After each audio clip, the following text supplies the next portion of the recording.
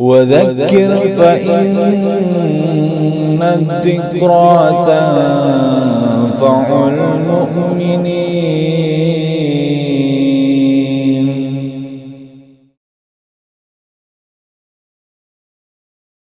Bismillahirrahmanirrahim.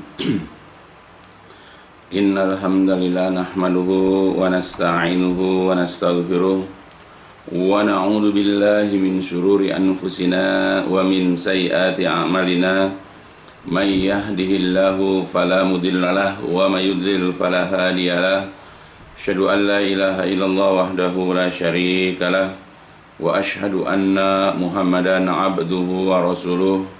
Allahumma salli ala Muhammadin wa ala ali Muhammad kama sallaita ala Ibrahim wa ala ali Ibrahim innaka Hamidum Majid.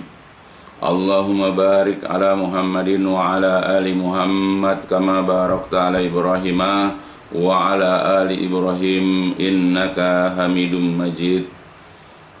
Qala ta'ala a'udzu billahi minasyaitonir rajim. Ya ayyuhalladzina amanu taqullaha haqqa tuqatih wa la tamutunna illa wa antum muslimun. Amma ba'd. Fa inna asdaqal hadis kitabullah wa khairal hadi hadi Muhammadin sallallahu alaihi wasallam wa syarrul umuri muhdatsatuha fa inna kulla muhdatsatin bid'ah wa kulla bid'atin dhalalah wa kulla dhalalatin finnar.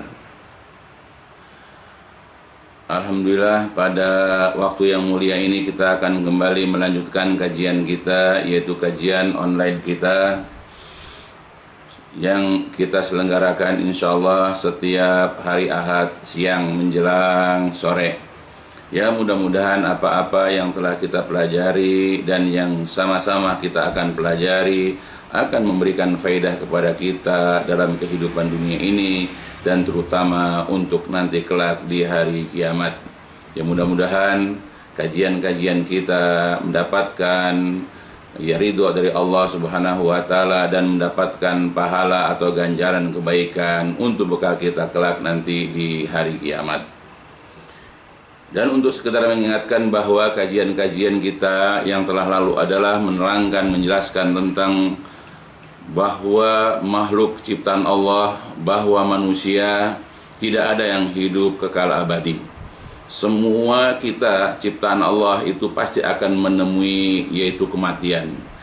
Ya, pasti akan berakhir kehidupan. Tidak ada satupun makhluk Allah yang ia dapat hidup selama-lamanya, karena pasti kematian akan datang kepadanya. Dan bahkan orang-orang kafir pun, orang-orang yang banyak bermaksiat pun, mereka meyakini akan datangnya kematian. Ya, dan ketika kita mati, mulailah babak kehidupan baru kita, yaitu ketika kita berada di alam barzah menuju alam akhirat. Nah, disitulah ya kelak akan diminta tanggung jawab semua apa yang kita lakukan, semua apa yang kita ucapkan, dan semua apa yang kita yakini. Ya. Dan di saat itulah nanti banyak sekali orang-orang yang menyesal. Banyak di antara umat manusia yang mereka menyesali atas apa yang mereka lakukan di dunia. Mereka banyak yang lalai, mereka banyak yang lengah dari keimanan dan amal-amal soleh. Bahkan mereka di dalam kehidupan mereka sangat berseberangan dengan apa yang Allah Ta'ala kehendaki dan juga Rasulullah SAW. Banyak di antara mereka malah lebih memilih kekufuran, mereka lebih memilih kemusyrikan, mereka lebih mengerjakan kepada amal-amal yang buruk dan perbuatan-perbuatan maksiat. Nah, di saat itulah mereka menyesal. Mereka menyesali atas semua apa yang mereka telah lakukan di muka bumi ini. Dan makanya mereka ingin kembali ke dunia. Mereka minta kepada Allah, mereka mohon kepada Allah kalau boleh mereka akan dikembalikan ke dunia. Untuk apa? Untuk menjadi orang-orang yang soleh, supaya menjadi orang-orang yang beriman, dan mereka supaya dapat mengerjakan amal-amal soleh yang selama hidup di dunia mereka tidak kerjakan. Ya, tetapi itu adalah keinginan, kemauan yang tidak akan dikabulkan oleh Allah Subhanahu wa taala. Mereka nanti akan dibalas sesuai dengan kekufuran dan amal-amal buruk mereka. Maka sebab itu kita yang masih diberi kesempatan hidup oleh Allah, dan kita tidak tahu berapa waktu lagi hidup kita, maka manfaatkanlah sebaik-baiknya. Ya, dengan kehidupan sekarang hendaklah kita memperkokoh, memperkuat keimanan kita. Terus kajilah keimanan-keimanan, akidah-akidah, ya, ataupun pelajaran-pelajaran tauhid supaya iman kita semakin kokoh. Dan juga belajarlah agama supaya kita makin mengkualitaskan yaitu amal-amal kita sehingga menjadi amal-amal yang soleh, yaitu amal-amal yang nanti kelak akan mendapatkan balasan ganjaran kebaikan di sisi Allah pada hari kiamat. Nah, itu tidak lain, tidak boleh tidak, ya, merupakan suatu keharusan, kemestian, kewajiban bagi kita kalau kita ingin meneguhkan keimanan akidah kita. Kalau kita ingin amal-amal kita bisa menjadi amal-amal yang soleh yang akan mendapatkan kebaikan, nah itu caranya adalah kita dengan menuntut ilmu. Kita belajar, ya, kita mengkaji ayat-ayat Allah, kita mengkaji hadis-hadis Nabi. Dan pengkajian kita terhadap ayat-ayat Allah dan hadis-hadis Nabi ini sesuai dengan apa yang dipahami oleh para ulama salafus soleh, yaitu Rasulullah, para sahabat, para tabi'in, para tabi'un tabi'in, dan juga para imam serta orang-orang yang mengikuti jejak mereka, sehingga ketika kita memahami ayat-ayat Allah dan hadis-hadis Nabi itu insya Allah dengan pemahaman yang sahih, dengan pemahaman yang benar, dengan pemahaman yang semestinya. Nah itu, jadi belajarlah, mulailah kita meniti jalan, mulailah kita melangkahkan kaki untuk belajar yaitu Al-Quran dan Sunnah. Insya Allah kita dengan itu kita ya akan berjalan ya dengan benar, dengan baik, ya dengan lurus, ya begitu. Nah, ketika kita sudah tertanam dalam diri kita keinginan untuk belajar agama dengan bimbingan ya Al-Quran, ya juga hadis-hadis Nabi yang sahih dengan pemahaman para ulama salaf. Nah, sekarang apa yang harus pertama kali kita pelajari? Apa yang harusnya kita ketahui dari agama kita terlebih dahulu dengan memahami ayat Quran dan hadis Nabi? Nah, ini sudah banyak dicontohkan, sudah banyak disebutkan pula di dalam ayat-ayat Al-Quran ataupun hadis-hadis Nabi. Dulu para Nabi, ya, para Rasul, alaihi wassalatu wassalam, mereka ketika diutus oleh Allah, bahkan diturunkan kepada mereka kitab-kitab atau lembaran-lembaran, maka Allah memberikan tugas kepada para nabi, memberikan suatu kewajiban kepada nabi untuk disampaikan kepada umat mereka masing-masing, yaitu agar mereka beribadah kepada Allah dan agar mereka tidak menduakan Allah dalam peribadatan tersebut. Jadi yang mereka harus sampaikan kepada umat adalah agar mereka beribadah dengan mentauhidkan Allah. Sebagaimana nanti kita akan pelajari ya beberapa ayat yang kita akan sama-sama pelajari. Begitupun Rasulullah SAW. Kita sudah baca juga Sirah An-Nabawiyah, bagaimana Rasulullah ketika berdakwah diangkat menjadi seorang Rasul, diangkat menjadi seorang Nabi, berdakwah di kota Mekah.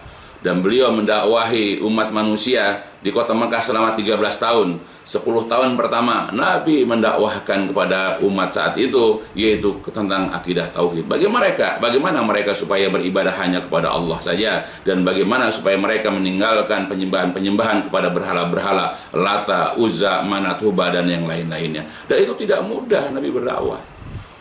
Ya, kemudian setelah 10 tahun diuji keimanan mereka dengan peristiwa beliau Isra dan Mi'raj. Dan disitulah kemudian diperintahkan untuk menunaikan sholat.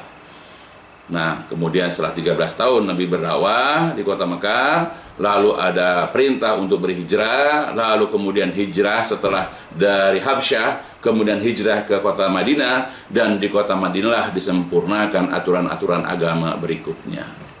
Nah, jadi kita dengan melihat bagaimana para nabi, para rasul, bagaimana Rasulullah SAW itu berdakwah, kita bisa tahu apa yang harus kita pelajari pertama-tama. Begitupun yang Rasul pesankan kepada para sahabat nanti, sahabat kepada murid-muridnya, kepada para tabi'in, dan kemudian diikuti oleh para ulama salaf. Ya, apa yang mereka lakukan ketika mereka berdakwah kepada umat manusia, yaitu mengajak mereka untuk bertauhid, sebagaimana sudah kita pelajari ya di dalam pelajaran-pelajaran sebelumnya. Nah, untuk itulah sekarang kita akan bahas tentang tujuan Allah mengutus yaitu para rasul. Tujuan ya Allah itu menurunkan yaitu kitab-kitab. Tujuan Allah menciptakan manusia Dan ini dijelaskan karena menunjukkan betapa pentingnya ya apa yang disampaikan oleh para nabi atau para rasul tersebut. Ya, di antaranya lah yang pertama kita baca, ya ini sudah pernah kita baca di dalam Al-Qur'an surat Yusuf surat ke-12 ayat 108. A'udzubillahi minasyaitonirrajim. Qul hadhihi sabili adu ila Allahi ala basiratin ana wa man ittaba'ani wa subhanallahi wa ma ana minal musyrikin. Katakan wahai Nabi, hadhihi ini adalah agama, ini adalah Islam, ini adalah sabili jalanku, merupakan jalan hidupku. Aku dan orang-orang yang mengikutiku mengajak umat manusia ilallah, kepada Allah, berdasarkan kepada basirah, berdasarkan kepada keterangan, berdasarkan kepada hujah, kepada argumen atau kepada dalil. Dan maha suci Allah, dan aku bukan termasuk orang-orang yang musyrik. Jadi ayat ini jelas sekali menerangkan tentang apa yang dilakukan Rasulullah kepada umat manusia, khususnya umat saat itu, yaitu di Jazirah Arab. Ya, jadi Allah memerintahkan kepada Nabi pertama agar Nabi memproklamasikan, menyatakan bahwa Islam itu adalah jalan agama, ya, merupakan jalan hidupnya Rasulullah, jalannya Rasulullah. Dan kita sebagai muslim juga harusnya menetapkan bahwa Islam juga adalah merupakan jalan hidup kita. Dan kita tidak usah sungkan, tidak usah malu, tidak perlu kita merasa minder. Islam sebagai agama kita, tidak perlu kita malu ya menggunakan pakaian-pakaian yang bercirikan sebagai seorang muslim. Tidak usah malu kita berucap, berbicara yang menunjukkan bahwa kita seorang muslim. Begitupun kita dalam berakidah, dalam beribadah, dalam bermuamalah, dalam memiliki akhlak. Tidak usah malu kita menampakkan ciri kita sebagai seorang muslim, karena Islam itu adalah merupakan way of life, merupakan jalan hidup kita.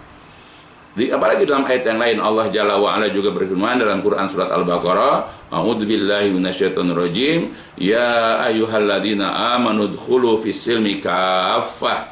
Wahai orang-orang yang beriman, masuklah kalian semua ke dalam Islam itu secara kafah. Jadi Allah perintahkan kepada kita kalau kita beriman, agar kita memasuki Islam ini bukan hanya nama saja, bukan hanya KTP saja, bukan hanya cara kita ini beribadah saja, semua. Ya, kita harus kafah.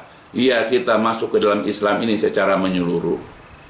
Ya, dari tata cara kita berpakaian, tata cara kita makan, minum, tata cara kita tidur, ya, cara kita bermasyarakat, cara kita ini bergaul dengan A, dengan B dan seterusnya. Kita harus menampakkan diri kita sebagai seorang muslim.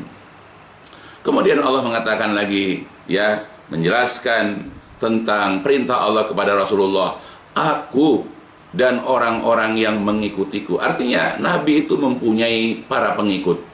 Ya, orang yang mengikuti Nabi, apapun yang dilakukan Nabi, mereka mengikutinya. Bukan hanya masalah mereka mengikuti akhlaknya Nabi, bukan hanya orang-orang itu mengikuti cara sholat Nabi, cara berpuasa Nabi, cara berhaji atau umroh, bahkan juga dalam berdakwah.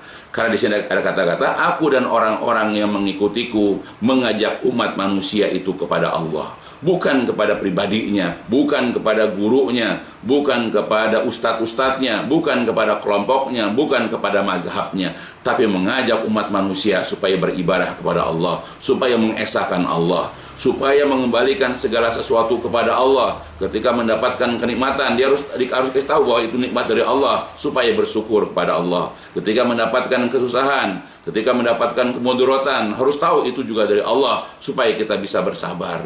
Ya, atau apa saja, semua harus dikembalikan kepada Allah Subhanahu wa ta'ala. Itulah dakwah Rasulullah, mengajak umat manusia senantiasa kepada Allah, untuk mengingat Allah dalam setiap keadaan, yaitu dengan adanya sholat, mengingat Allah minimal 5 kali. Belum lagi kalau kita hendak melakukan kegiatan, kita menyebut nama Allah, ya, dan seterusnya.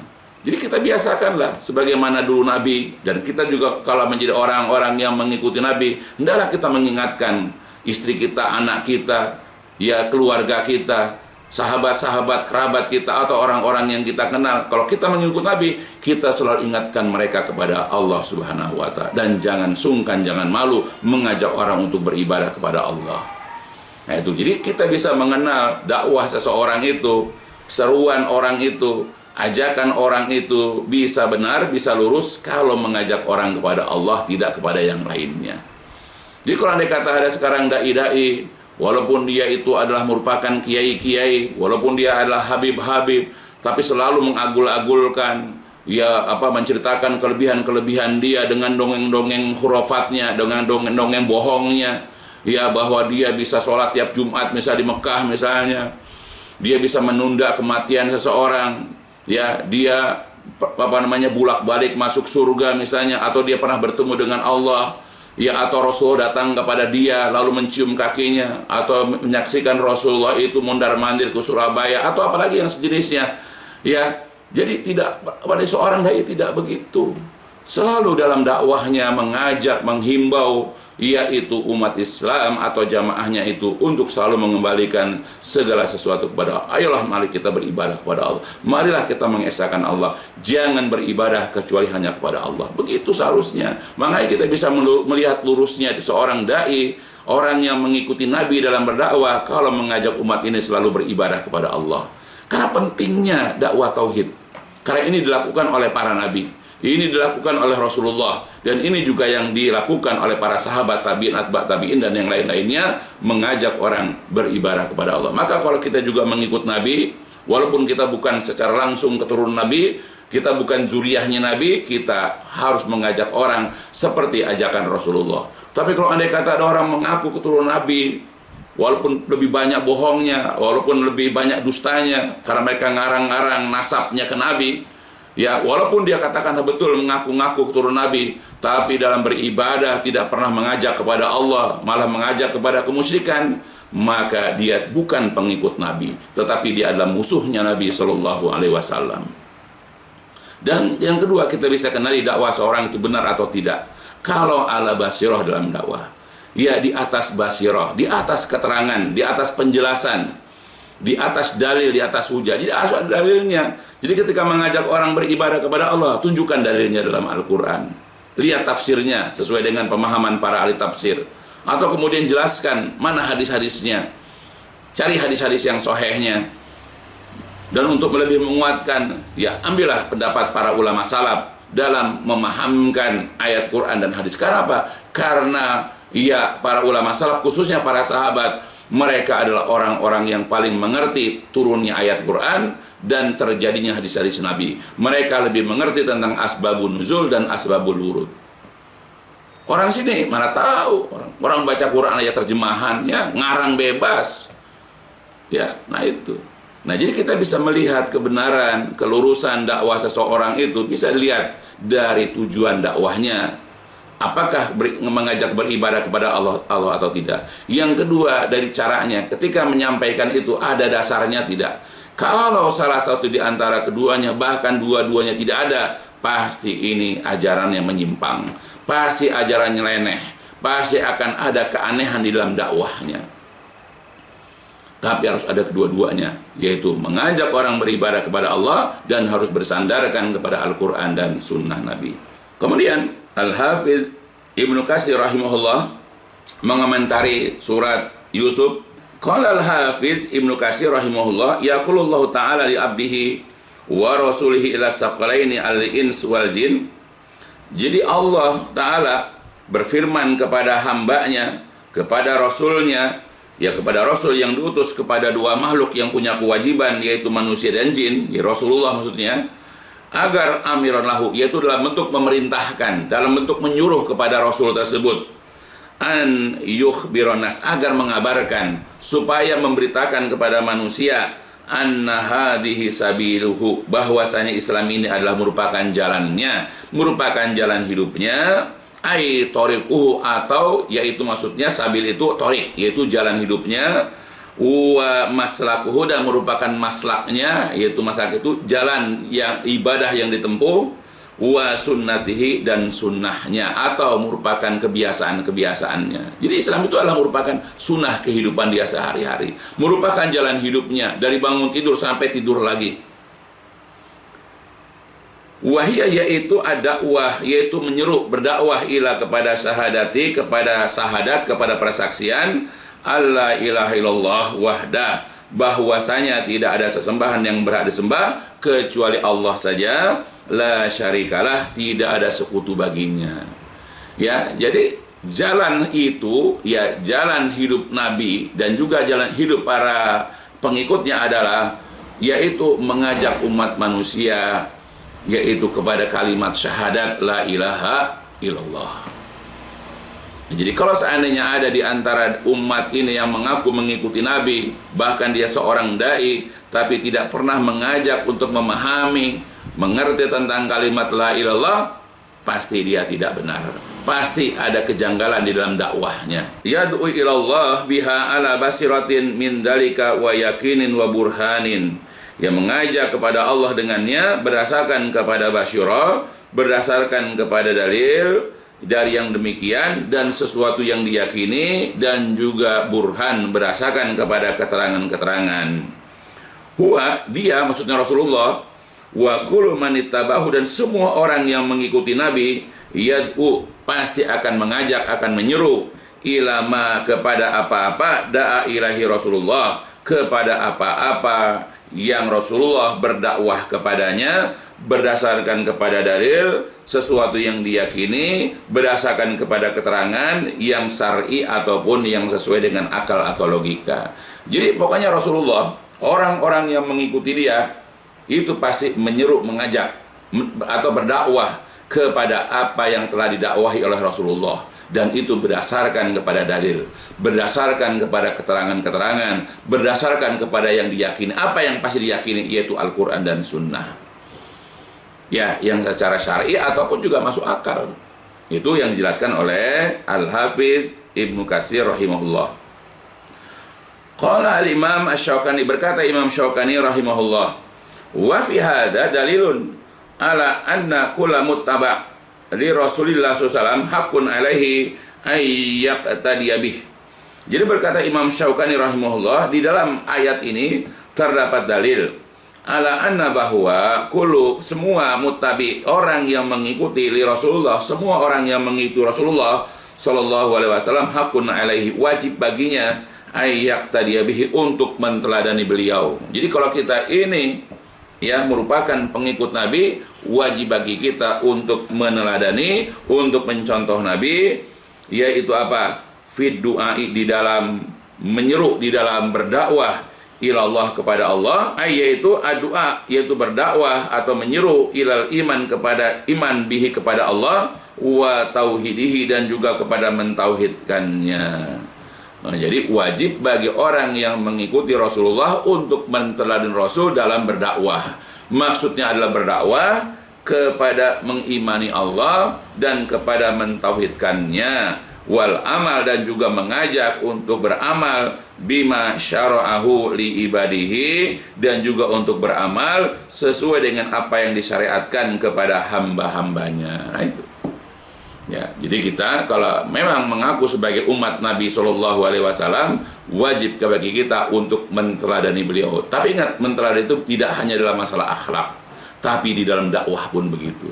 Hendaklah kita berdakwah seperti yang didakwahi oleh Rasulullah, yaitu mengajak supaya orang ini beriman kepada Allah, mengajak orang untuk mentauhidkan Allah, mengajak orang untuk beramal sesuai dengan apa yang disyariatkan oleh Allah maupun juga oleh Rasulullah Sallallahu Alaihi Wasallam. Dalil pertama. Dalil yang kedua, dalam Al-Quran surat An-Nahl, A'udzubillahi minasyaitonirrajim. Wa laqad ba'atsna fi kulli ummatin rasulan an ibudullaha wajtanibut tagut. Sungguh-sungguh kami telah mengutus pada setiap umat seorang utusan, seorang rasul, agar menyerukan ubudullah, sembahlah Allah, wajtanibut tagut, dan jauhilah tagut. Jadi Allah mengabarkan kepada kita bahwa Allah mengutus, ya, setiap umat itu ada rasulnya, ada utusannya, di mana utusan ini, di mana rasul ini punya kewajiban, punya tugas, yaitu menyerukan kepada umatnya masing-masing agar beribadah kepada Allah. Dan tidak cukup hanya beribadah kepada Allah, tapi juga mengajak untuk menjauhi penyembahan kepada tagut, yaitu kepada sesuatu selain daripada Allah. Jadi tidak cukup. Sebab kalau misalnya kita hanya mengajak orang beribadah kepada Allah, maka tidak akan disalahkan kalau dia juga beribadah kepada selain Allah. Kalau seandainya kita paham yang nama Islam itu hanya mengajak ibadah kepada Allah saja. Tetapi harus ada penjelas lagi, harus ada batas. Ya, jadi kita tidak hanya mengajak orang beribadah kepada Allah, kita tidak hanya beribadah kepada Allah saja, tapi juga kita mengajak orang untuk menjauhi penyembahan-penyembahan kepada selain Allah. Makanya dibatasi dengan kalimat la ilaha illallah. Tidak ada sesembahan. Kita tidak boleh menyembah apapun, siapapun. Lalu kemudian diisbatkan beribadah itu hanya kepada Allah. Nah itu. Jadi kalimat sembahlah Allah dan jauhi tagut itu juga merupakan bentuk penjabaran, penjelasan dari kalimat la ilaha illallah. Oleh karena itulah Al-Hafidz Ibnu Katsir rahimahullah berkomentar lagi. Falam yazal ta'ala yursilu ilan nasi rusula bidzalika mundu hadis syirki fi bani Adam fi qaumi Nuh alladzi ursila ilaihim Nuh. Jadi senantiasa Allah Ta'ala mengutus beberapa orang Rasul kepada umat manusia. Ya bidalika dengan hal tersebut mundu sejak terjadinya asyirki perbuatan syirik yang dilakukan pada anak-anak manusia sejak zaman kaumnya Nabi Nuh, di mana Allah mengutus Nabi Nuh kepada mereka. Jadi Allah mengutus Rasul itu ketika terjadi kemusyrikan. Kapan terjadi kemusyrikan? Yaitu ketika dilakukan oleh umatnya Nabi Nuh, di mana Allah mengutus Nabi Nuh saat itu. Wa kana awwalu rusulin, dan dia Nabi Nuh ini adalah merupakan Rasul yang pertama-tama ba'asahullah, yang Allah utus ila ahlil ardi, kepada penduduk bumi, ilaan sampai kepada khotamahum, sampai kepada penutup mereka, yaitu Nabi Muhammad sallallahu alaihi wasallam, annab alladzi tabaqat da'watuhul ins wal jin fil masyariqi wal magharib, yang dakwahnya itu mencapai yaitu manusia dan jin yang ada di belahan timur dan di belahan barat. Ya, jadi sejak zaman Nabi Nuh sampai kepada zaman Nabi kita, penutup para nabi, di mana nabi ini dakwahnya mencakup manusia dan jin yang berada di timur dan barat, tidak hanya kepada umat masing-masing, tapi kepada seluruh manusia. Ya, bahkan bukan manusia saja, jin juga, bahkan makhluk ini yang ada di barat dan timur. Nah itu. Jadi dalil ini jelas ya buat kita pahami bahwa kenapa diutus para rasul, karena untuk mengembalikan yaitu peribadatan atau tauhid kepada Allah. Maka sejak terjadi kemusyrikan, dan itu terjadi pada zaman Nabi Nuh, maka diutuslah Nabi Nuh supaya mereka kembali untuk menyembah Allah Jalla wa'ala. Karena di zaman Nabi Nuh, ya, orang-orang sudah mulai menyembah selain daripada Allah. Mereka menyembah Wad, Suwa, Yagus, Ya'uq, Nasar, yaitu berhala-berhala yang mereka sembah. Nabi Nuh mengajak mereka untuk meninggalkan penyembahan-penyembahan kepada berhala-berhala tersebut. Kemudian, qala al-Imam Asy-Syaukani rahimahullah. Jadi berkata Imam Syaukani rahimahullah, wa fi hadhil ayah, di dalam ayat ini at-tasrih terdapat penjelasan. Bi anna bahwa Allah amara, telah menyuruh jami'a ibadihi, seluruh hamba-hambanya, bi ibadatihi, untuk mengibadahinya, dan juga wajtina bis syaiton, dan juga menjauhi penyembahan kepada syaitan, wa kullu ma yad'u ila dolal, dan kepada semua yang mengajak kepada kesesatan. Ingat ya, jadi kalau menurut Imam Asy-Syaukani bahwa Allah Jalla wa'ala ya telah menyuruh hamba-hambanya, memerintahkan semua hamba-hambanya untuk beribadah kepada Allah dan menjauhi penyembahan-penyembahan kepada syaitan atau segala sesuatu yang mengajak kepada kesesatan. Wa anahum ba'da dzalika, dan setelah itulah manusia itu ada dua kelompok. Ya, ketika datangnya para rasul mengajak orang untuk beribadah kepada Allah dan untuk meninggalkan penyembahan kepada tagut, kepada setan dan juga yang sejenisnya, maka manusia ada dua kubu. Ada kubu ya mereka itu manhada, ada yang mereka mendapatkan hidayah, menerima dakwahnya rasul. Wa minhum, dan di antara mereka man haqqat alaihi dolalah, ada yang berhak mendapatkan kesesatan. Jadi antara mereka ada yang mendapat petunjuk, menerima dakwahnya Rasul, dan ada yang menolak atau ingkar kepada dakwahnya Rasul. Ya, jadi terjadinya perpecahan, terjadinya dua kubu iman kafir ketika orang diajak kepada masalah-masalah akidah biasanya. Nah, itu dalil yang kedua.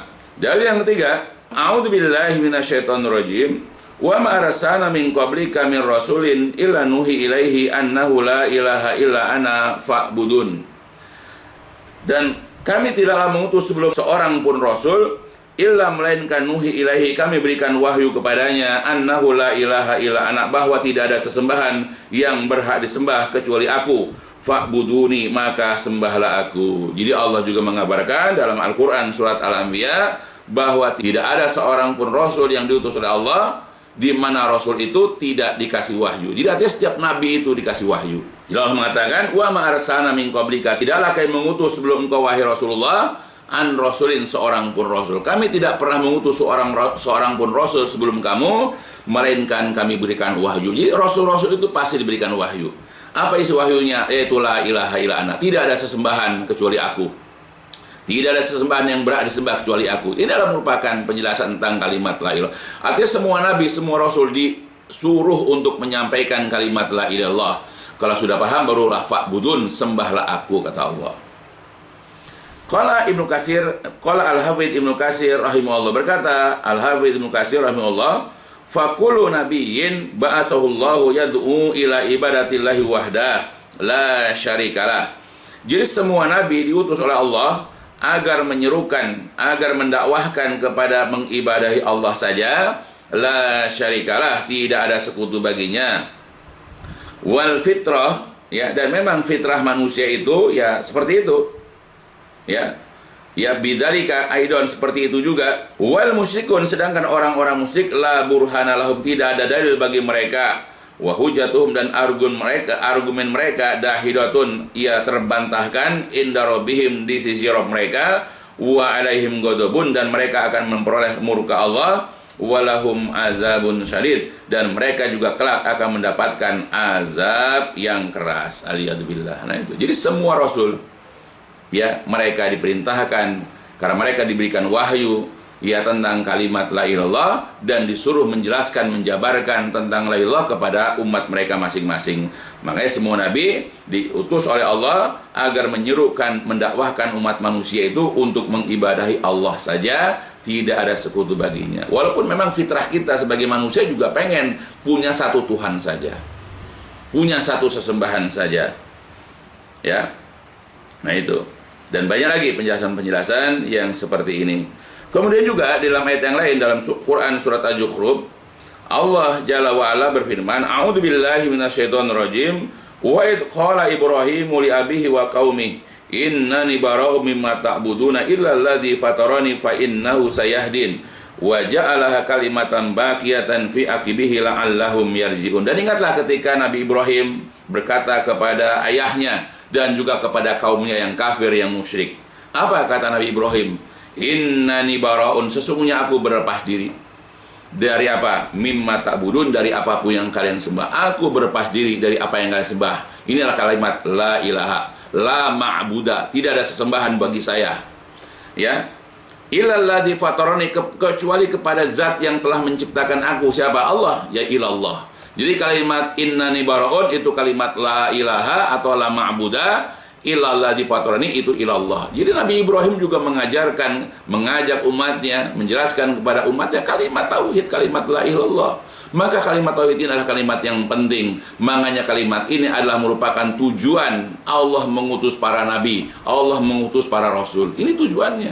Karena Allah ciptakan kita juga untuk ibadah. Allah menurunkan kitab-kitab ya juga untuk beribadah kepada Allah. Ya, makanya kalau sekarang kita ini ngakunya punya kitab, yaitu Al-Quran, kita mengakui yaitu sebagai umat Nabi Muhammad SAW, tapi kita tidak beribadah kepada Allah dengan benar, tidak mengesahkan Allah, ya berarti kita tidak paham kenapa Allah utus Rasulullah, kenapa Allah turunkan Al-Quran. Kenapa? Fa'innahu sayahdin, karena dialah Allah yang telah memberikan hidayah kepadaku.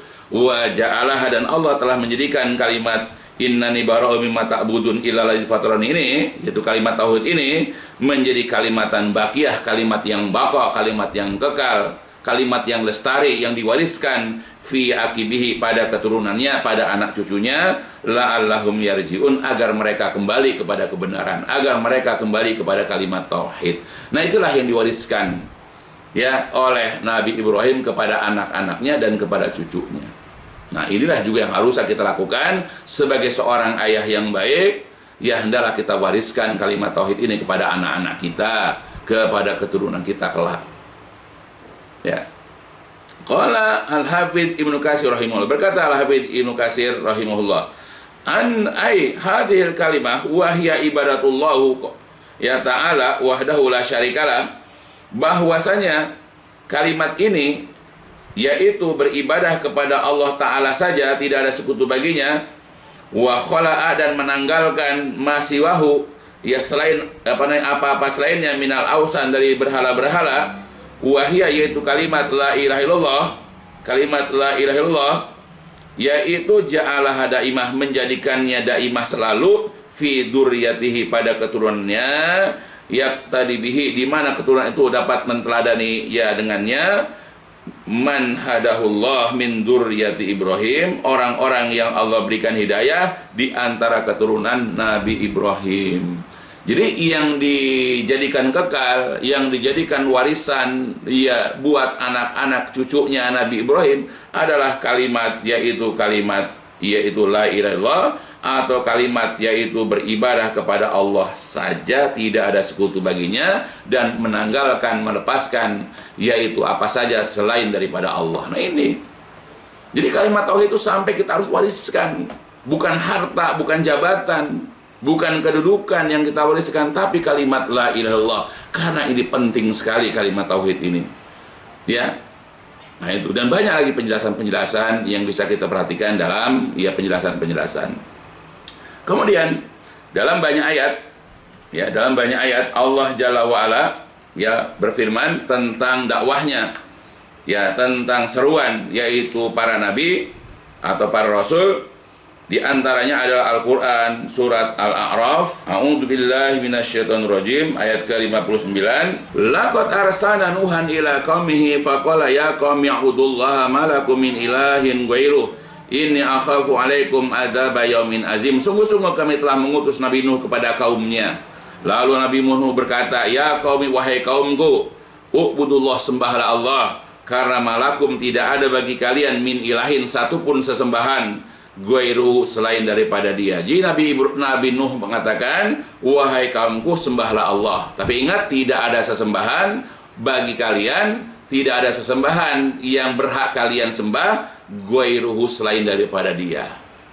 Dan aku khawatir nanti kalian akan ditimpa oleh azab pada hari yang sangat besar kalau kalian tidak memahami, tidak mengamalkan yaitu kalimat malakum min ilahin ghairu. Jadi ini yang didakwahi oleh Nabi Nuh alaihissalam kepada umatnya. Begitu juga dalam ayat yang lain, masih surah 7 ayat ke-65, a'udzubillahi minasyaitonirrajim, wa ila adin akhahum hudan qala ya qaumi ibudullaha ma lakum min ilahin ghairuh afala tattaqun. Dan kepada bangsa Ad kami utus saudara mereka yang bernama Hud. Lalu berkata Nabi Hud, wahai kaumku, sembahlah Allah, karena tidak ada sesembahan yang berhak disembah bagi kalian selain daripada dia. Tidakkah kalian bertakwa? Nah, dakwahnya Nabi Hud yaitu diutus kepada bangsa Ad, sama dengan Nabi Nuh ketika diutus kepada yaitu kaumnya, kepada umatnya. Apa itu? Ya qaumi ubudullah, wahai kaumku, sembahlah Allah, karena malakum min ilahin ghairu, karena tidak ada sesembahan yang berhak kalian sembah kecuali dia. Nah, ini sama dengan apa yang didakwahi oleh Rasulullah, sama dengan apa yang didakwahi oleh Nabi Ibrahim tadi, dan juga sama dengan apa yang diibadahi, apa yang didakwahi oleh Nabi Nuh, dan kemudian juga oleh Nabi Hud. Begitu juga dalam ayat yang lain, Allah Jalla wa'ala berfirman, ayat 73-nya, a'udzubillahi minasyaitonirrajim, wa ila samuda akhum sholihan qala ya qaumi ibudullaha ma lakum min ilahin ghairuh. Dan kepada bangsa Samud kami utus juga saudara mereka yang bernama Soleh. Berkata Nabi Soleh, wahai kaumku, sembahlah Allah, karena tidak ada sesembahan yang berhak kalian sembah kecuali dia. Begitupun yang Allah perintahkan kepada Nabi Soleh agar mendakwahi bangsa Samud. Begitu juga dalam ayat yang lain, dalam ayat ke-85, a'udzubillahi minasyaitonirrajim, wa ila madyana akhahum syu'aiba qala ya qaumi ibudullaha ma lakum min ilahin ghairuh. Dan kepada bangsa Madian kami utus saudara mereka yang bernama Syuaib. Nabi Syuaib berkata, wahai kaumku, wahai bangsa Madian, sembahlah Allah, tidak ada bagi kalian sesembahan yang berhak disembah kecuali dia. Jadi apa yang dilihat di dalam surat 7 ini juga ada beberapa surat yang lain yang hampir sama, yaitu bunyinya. Jadi Allah di situ mengutus Nabi Nuh, mengutus Nabi Hud, kepada bangsa Ad. Allah mengutus Nabi Soleh kepada bangsa Samud, Allah mengutus Nabi Syuaib ya kepada bangsa Madian, itu supaya mendakwahi, mengajak umat mereka masing-masing untuk menyembah Allah. Dan penyembahan Allah itu harus didasarkan kepada kalimat tidak ada sesembahan yang berhak disembah kecuali Dia. Kita tidak hanya mengajak orang untuk beribadah kepada Allah, tetapi kita harus membatasi bahwa penyembahan itu hanya kepada Allah, tidak boleh kepada yang lain. Karena tidak ada sesembahan yang lain yang berhak disembah kecuali Allah. Ya, dan juga sudah dijelaskan ya apa di dalam Al-Quran surat Al-Anbiya yang sudah kita baca tadi. Begitu juga dalam Quran surat An-Nahl, bagaimana Allah mengutus para nabi, para rasul ya agar mereka semua beribadah kepada Allah dan menjauhi penyembahan kepada tagut-tagut atau kepada sembahan-sembahan selain daripada Allah. Nah, itulah tujuan Allah mengutus para nabi, tujuan Allah mengutus para rasul adalah supaya mengajak umat manusia ini beribadah kepada Allah, tapi dalam kondisi mentauhidkannya, dalam kondisi mengesakannya, tidak boleh beribadah, tidak boleh mengabdi, tidak boleh menyembah, kecuali hanya kepada Allah saja, tidak kepada yang lainnya. Nah itu. Nah, jadi jelas ya bahwa nabi kita dan nabi-nabi yang lain, mereka itu diutus adalah untuk mengajak umat manusia beribadah, mentauhidkan Allah Subhanahu wa taala. Ya. Nah, oleh karena itulah juga berdasarkan penjelasan para ulama salaf, ya, para ulama di sini kita akan lihat juga beberapa hal ya supaya kita bisa paham, yaitu sebagaimana penjelasan Al-Hafidz Ibnu Katsir ya ketika menafsirkan surat-surat yang terdapat dalam Quran surat A'raf tadi. Qala Al-Hafidz Ibnu Katsir berkata, Al-Hafidz Ibnu Katsir rahimahullah, jami'ur rusul yad'una ila ibadatil wahdah la syarikalah. Jadi para rasul, semua rasul, mereka mendakwahi umat manusia kepada mengibadahi Allah saja, tidak ada sekutu baginya. Kama qala, sebagaimana Allah telah berfirman, a'udzubillahi minasyaitonirrajim, ya sudah kita baca surat Al-Anbiya, wa ma arsalna min qablika mir rasulin illa nuhi ilaihi annahu la ilaha illa ana fa'budun. Dan tidaklah kami mengutus sebelum engkau wahai Nabi seorang pun Rasul, melainkan kami berikan wahyu kepadanya bahwa tidak ada sesembahan yang berhak disembah kecuali aku, maka sembahlah aku. Itu. Dan juga Allah Ta'ala berfirman, juga sudah kita baca dalam Al-Quran, yaitu surat An-Nahl, surat ke-16, a'udzubillahi minasyaitonirrajim, walaqad ba'atsna fi kulli ummati rasulan an ibudullah wajtanibut tagut. Dan sungguh-sungguh kami telah mengutus seorang rasul pada setiap umat agar mendakwahi, agar menyerukan sembahlah Allah dan jauhi penyembahan kepada tagut atau kepada selain Allah. Nah, jadi ingat, semua nabi, semua rasul mendakwahi umat manusia itu yaitu kepada mengibadahi Allah saja. Ya, tidak ada sekutu bagi Allah. Itu kepada Allah saja, tidak kepada penghuni kubur, tidak kepada penghuni pohon yaitu jin-jin, tidak kepada dirinya yaitu pribadi, ustadz, kiainya, habibnya, tidak kepada guru-guru daripada guru tersebut, ya, tidak kepada tokoh-tokoh agamanya, ya. Karena ada beberapa kelompok orang mengajak ya untuk menyembah, mengibadahi, bergantung kepada dirinya karena dia sudah merasa hebat, karena dia sudah merasa waliullah, karena dia sudah merasa kekasih Allah, sehingga orang diminta untuk berdoa kepadanya. Nah itu. Nah, jadi dakwahnya para nabi seperti itu. Nah, makanya kita kalau memang merupakan ya pengikut para nabi, khususnya nabi kita sallallahu alaihi wasallam, ajaklah orang untuk beribadah kepada Allah saja. Qala Syekh Abu Bakar Jabir Al-Jazairi berkata, Syekh Abu Bakar Jabir Al-Jazairi, dakwatu rusul wahidah fi babil aqidah id kulluhum taqumu ala asasi tauhid wa ta'ah.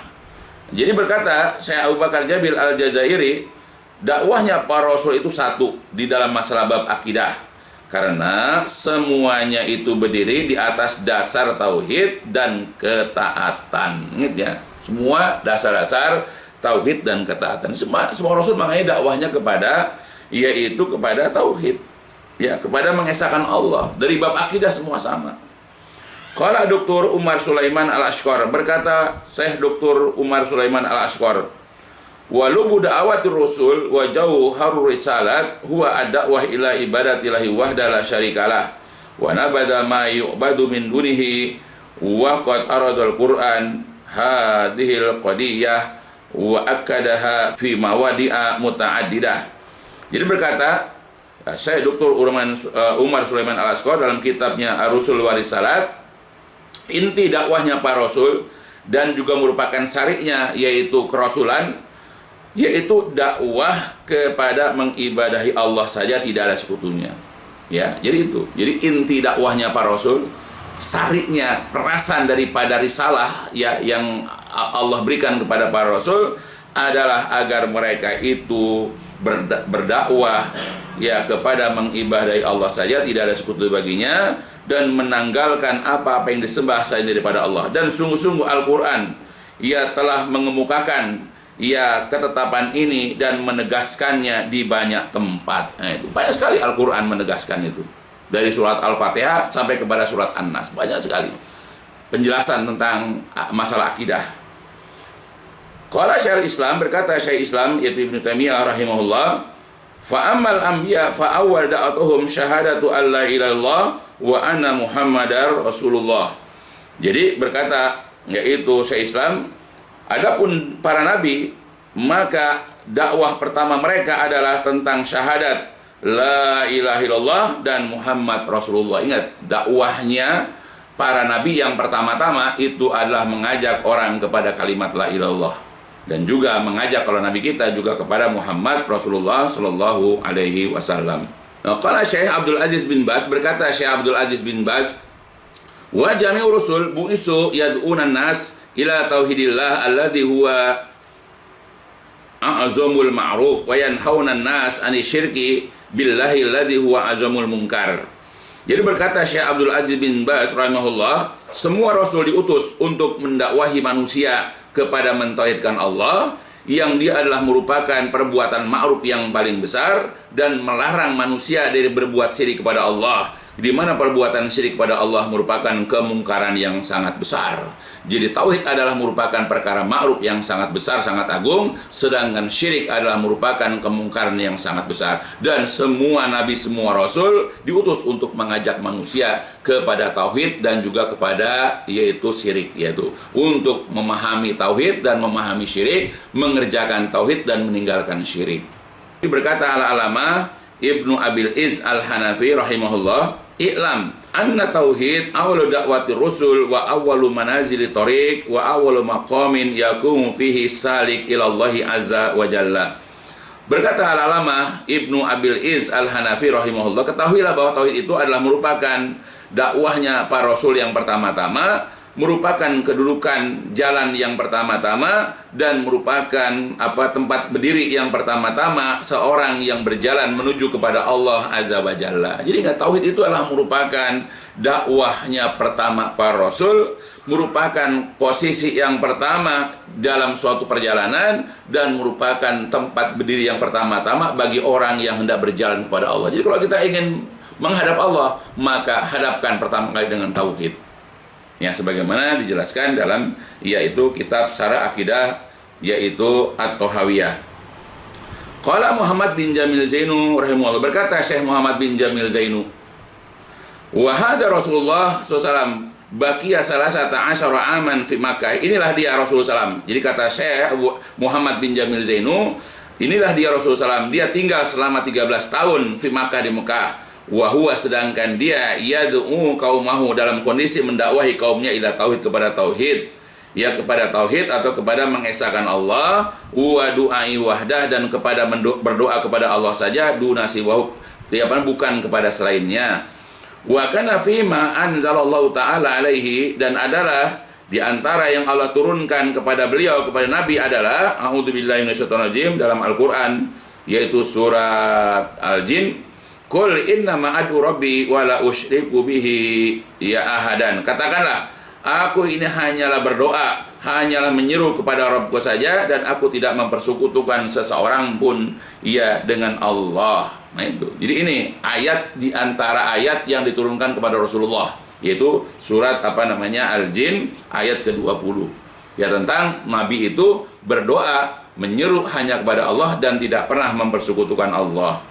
Wa yurabbir rasul, dan rasul juga mendidik atba'ahu, para pengikutnya, ala tauhid, di atas dasar tauhid, mundu sigor, sejak kecil. Fayaqulu libni ammihi, yaitu Abdullah ibnu Abbas. Jadi Nabi pernah bersabda kepada anak pamannya, yaitu sepupunya yang bernama Abdullah bin Abbas radhiyallahu anhuma. Kata beliau kepada Ibnu Abbas, "Idza sa'alta fas'alillah." Kalau engkau minta apa saja, maka mintalah kepada Allah. Wa idza sta'anta, kalau engkau minta tolong, ya karena kamu ada suatu masalah, ada kesusahan, ada kedukaan, fasta'in billah, maka minta tolonglah kepada Allah, sebagaimana dalam hadis riwayat Imam At-Tirmidzi. Nah itu.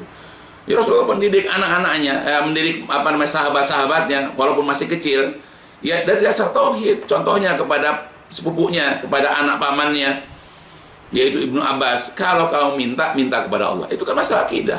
Apabila engkau minta tolonglah kepada Allah. Nah, bersama dengan kalimat dalam Al-Fatihah, iyyaka na'budu wa iyyaka nasta'in, hanya kepada engkau ya Allah kami beribadah, dan hanya kepada engkau ya Allah kami minta tolong. Nah, itu yang diajarkan oleh Rasulullah SAW yaitu kepada sahabat-sahabatnya, yaitu diantaranya adalah Ibnu Abbas. Pada waktu itu Abbas masih kecil, dan ini harus ditanamkan dari sejak kecil. Ditanamkan sejak mereka sudah mau mengenal Islam, supaya pendirian mereka, akidah mereka, tauhid mereka itu kuat dan teguh serta kokoh. Ya, karena Allah juga berfirman di dalam Al-Quran surat Ibrahim, A'udzubillahi minasyaitonirrajim, alam taro kaifa daraballahu masalan kalimatan thayyibah. Tidakkah engkau perhatikan bagaimana Allah telah membuat perumpamaan suatu kalimat yang thayyibah, suatu kalimat yang baik, kasajaratin thayyibah, sama dengan pohon yang baik. Nah, pohon baik itu adalah asluha sabit, akarnya itu kokoh kuat, teguh, wa faruha, sedangkan cabangnya, rantingnya itu ila sama, menuju menembus langit. Tu'ti ukulaha kulahin bi'idni rabbiha, sedangkan juga pohon itu mendatangkan yaitu buahnya di setiap musim, di setiap keadaan dengan izin Rabbnya. Wa yadribullahu amsalin nasi la'allahum yatadzakkarun, dan Allah membuat perumpamaan ini kepada manusia supaya mereka mengambil pelajaran. Wa masalul kalimatin khabisah, dan perumpamaan kalimat yang buruk, kasajaratin khabisah, sama seperti pohon yang buruk, ujtusat min fawqil ardi, di mana pohon itu akan tercabut dari akar-akarnya dari permukaan bumi, malaha min qaror, tidak ada keteguhan pada pohon itu. Yusabitullahu alladhina amanu bil qawli sabit, Allah telah meneguhkan orang-orang yang beriman dengan perkataan yang teguh, fil hayati dunia, dalam kehidupan dunia, wa fil akhirah, dan juga kelak nanti di akhirat. Wa yudilullahu zalimina wa yaf'alullah ma yasa. Ya, Allah menyesatkan orang-orang yang zalim, dan Allah berbuat apa saja yang Dia kehendaki. Jadi Allah sudah membuat perumpamaan. Ya, jadi kalimat yang baik itu adalah seperti pohon. Bagaimana ciri-ciri pohon yang baik? Akarnya dia kuat kokoh, ditiup angin sekencang apapun dia cuma ikut goyang doang, tapi tidak runtuh, tidak rubuh. Ya, itu pohon yang baik. Buat apa pohon itu buahnya banyak, pohonnya rindang misalnya, daunnya banyak, tapi kemudian akarnya keropos? Ya, kalau kita tinggal di bawah pohon itu, kita khawatir rumah kita tertimpa, kendaraan kita tertimpa oleh pohon tersebut. Maka ciri-ciri pohon yang baik itu bukan dari buahnya yang banyak atau daunnya rindang, bukan, tapi akarnya dulu. Berapa banyak pohon yang akarnya baik, ya kita merasa tenang, merasa aman di bawah pohon tersebut, karena kita bisa berteduh, kita merasa sejuk di bawah pohon tersebut. Tetapi kalau itu memang adalah merupakan kalimat yang baik atau pohon yang baik, bukan hanya akarnya, tapi juga cabangnya, ya batangnya, rantingnya, dahannya juga besar, sehingga orang kalau berada di bawahnya merasa teduh. Nah, orang beriman juga begitu. Jadi orang kalau berada di orang beriman, dia nyaman, dia merasa tidak akan dizolimi, tidak akan dia dirugikan nanti. Orang juga merasa aman, teduh di bawah berada dekat orang-orang yang beriman. Ya, bahkan juga dikatakan tu'ti ukulaha, bahkan juga mendatangkan buah-buahan ya di setiap musim. Bisa diambil ilmunya.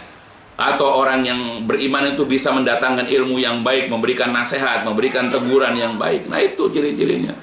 Ya. Makanya kalau orang-orang yang beriman itu, karena dari akar, batang, baru kepada buah, maka ya Allah mengatakan, Allah meneguhkan orang-orang yang beriman itu dengan perkataan teguh. Dan ini dalam kehidupan dunia. Orang beriman di dunia teguh.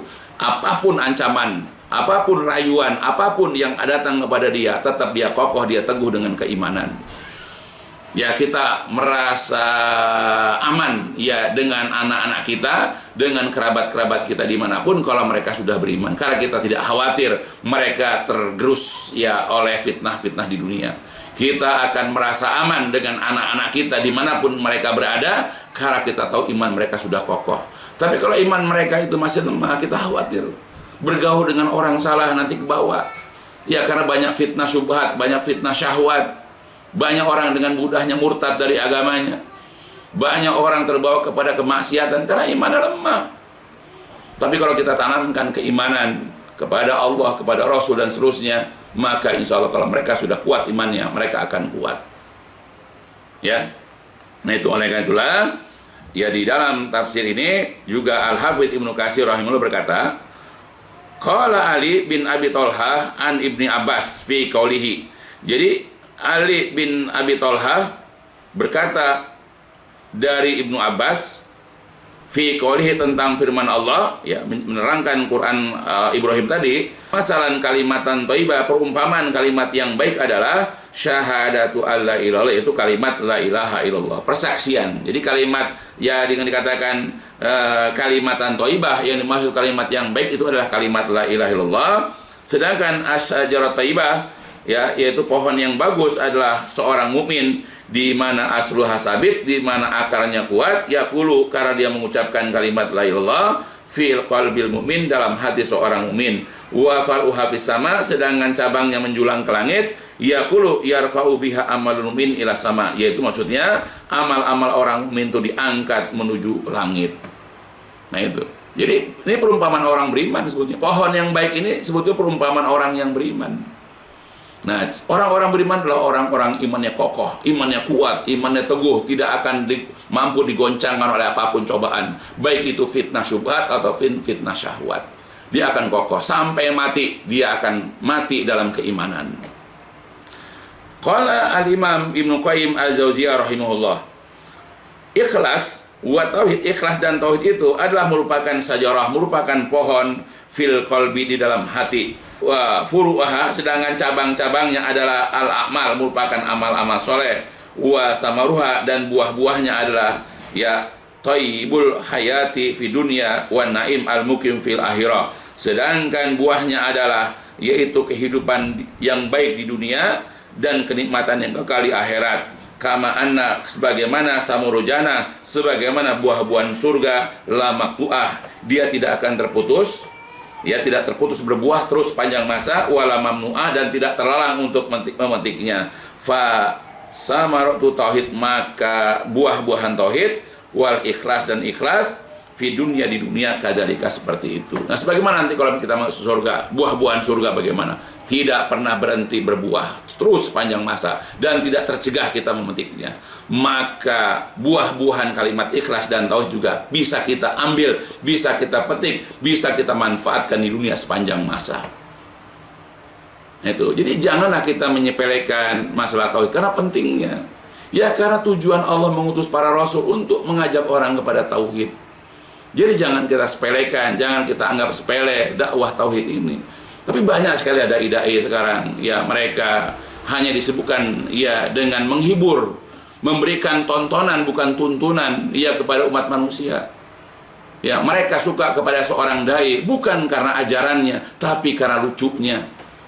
Bukan karena ini, karena kita bisa, kalau zaman-zaman dulu misalnya para ulama-ulama dulu, ya mereka mengajak orang kepada tauhid. Tapi bergeser zaman sekarang, ya banyak orang, ya atau bahkan banyak dai-dai, ya mendakwahkan umat ini kepada masalah-masalah, katakanlah rumah tangga, kepada masalah-masalah perekonomian, kepada masalah-masalah misalnya yaitu daulah Islamiyah, kepada khilafah. Dan banyak peminatnya, setiap kali ada tabligh akbar itu penuh.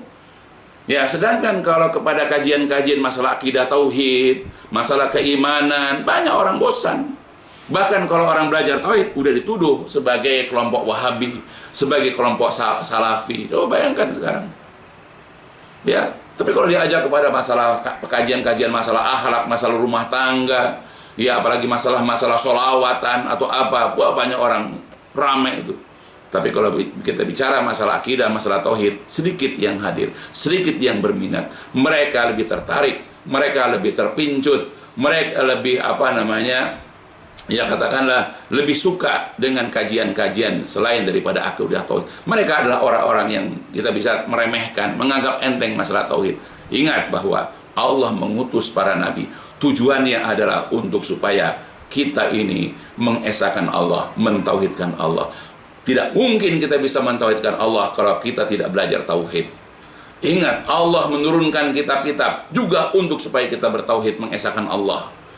Allah menciptakan kita untuk apa? Supaya kita juga bertauhid. Ya ingat, karena pentingnya tauhid, Allah sampai menciptakan kita, Allah sampai menurunkan kitab-kitab, sampai Allah mengutus para rasul. Ya, dan sebagai para dai, sering-sering ingatkan kepada para jamaah, kepada umat manusia, khususnya kaum muslimin, ya agar mereka kembali kepada akidah tauhid.